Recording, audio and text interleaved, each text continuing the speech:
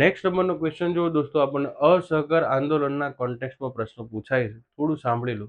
અસહકાર આંદોલનના મુખ્ય વિચારક આપણને બાળ ગંગાધર ટિળક જોવા મળ્યા, પણ એમની હાજરી ન હોવાથી, એમનું નિધન થઈ ગયું હોવાથી વર્ષ 1920માં લાલા લજપતરાય દ્વારા નાગપુર અધિવેશનની અંદર આ અસહકાર આંદોલનનો પ્રસ્તાવ મૂક્યો કે આપણે કોઈ પણ સંજોગમાં અંગ્રેજોને સહકાર નહીં આપીએ, એમનો અસહયોગ આપણે ઊભો કરજો, એટલે એને અસહયોગ આંદોલન પણ કહેવામાં આવે. પણ હવે પ્રશ્ન વાંચો. પહેલું સ્ટેટમેન્ટ છે અસહકાર આંદોલનને સુરત અધિવેશનમાં બહાલી મળી. આ રોંગ સ્ટેટમેન્ટ છે, ખોટું છે, અને આપણે વિધાને ખોટું જ શોધવાનું છે. મતલબ કે પહેલો જવાબ જે છે એ આપણને અહીંથી મળ્યો. હવે વાંચો.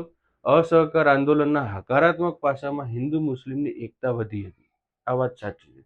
ગાંધીજી અને બાળ ગંગાધર ટિળક જે છે એમનો મત જ એ હતો કે ખિલાફત આંદોલનની અંદર મુસ્લિમોની લાગણી દુભાઈ છે, તો આપણે ખિલાફત આંદોલનને વેગ આપીએ, જેથી કરીને જરૂર પડે મુસ્લિમોનો સાથ સહકાર આપણે લઈ શકીએ.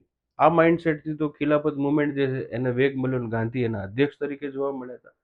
એટલે સમય જતાં બીજા જ વર્ષે આંદોલન થયું, તો આ બીજું સ્ટેટમેન્ટ આપણને સાચું જોવા મળે.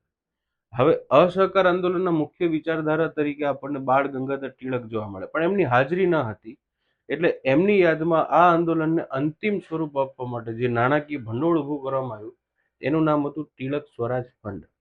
રેડી? તો એના પછી આપણે ત્રીજું સ્ટેટમેન્ટ જે છે એ સાચું જોવા મળે છે. તો આપણે ખોટું શોધવાનું હતું, તો પહેલું જે છે એ આપણો આન્સર બનતો જોવા મળે છે. Thank you.